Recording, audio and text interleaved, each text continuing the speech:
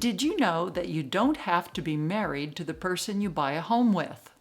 You don't even have to be a couple per se. People buy homes with their boyfriend or girlfriend, their parents, their siblings, their significant others, and even with just their friends. While traditionally most home buyers were either a single person or a married couple, those numbers are changing, spurred by high interest rates and high home prices. Unmarried couples now make up about 18% of all first-time home buyers, up from just 4% in 1985, according to the National Association of Realtors. And more people are buying homes with other family members or friends. I'm seeing it happen here in the Boise, Idaho area, where I'm a realtor. With housing affordability a huge issue across much of the U.S., people, especially young people, are thinking outside the box when it comes to home ownership. The advantages are obvious. 2 incomes to save for a down payment, 2 incomes to apply for a mortgage, and 2 incomes to make those monthly mortgage payments. Or perhaps 2 incomes to combine their savings for a cash purchase. So let's talk about the downside. Everything has a downside, right?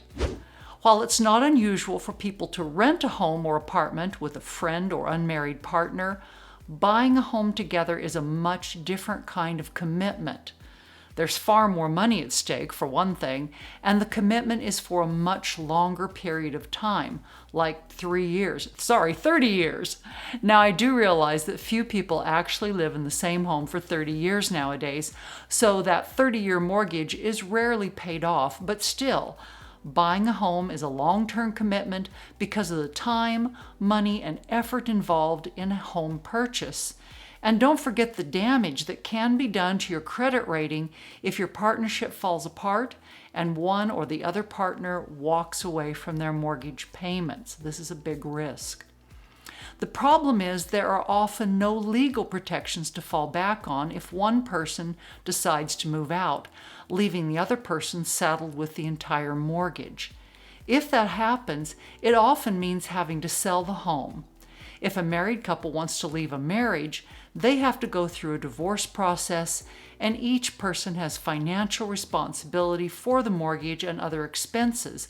But an unmarried couple or 2 friends who decide to buy a home together, they have no legal obligation to each other. One can simply walk off and leave the other holding the responsibility for paying the entire mortgage. It could be both financially and emotionally devastating. So it's really important to work with a lawyer when buying a home with someone you aren't married to.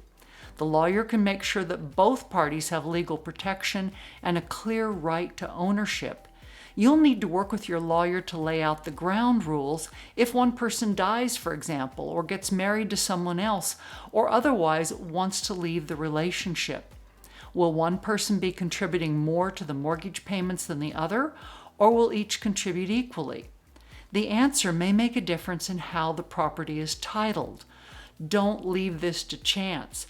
Have your lawyer draw up a property agreement defining how much each person will contribute to the down payment, how much each will pay for the mortgage each month, who pays for insurance and repairs, and so on. These aren't easy things to talk about, especially if the buyers are in a romantic relationship. But it is crucial that you get these things straightened out before making a home purchase. Now, I'm a big fan of thinking outside of the box to make home ownership possible, but please make sure you put legal protections in place before signing that purchase agreement. For more ideas on how to afford housing in today's market, check out this next video. And thanks for liking and subscribing.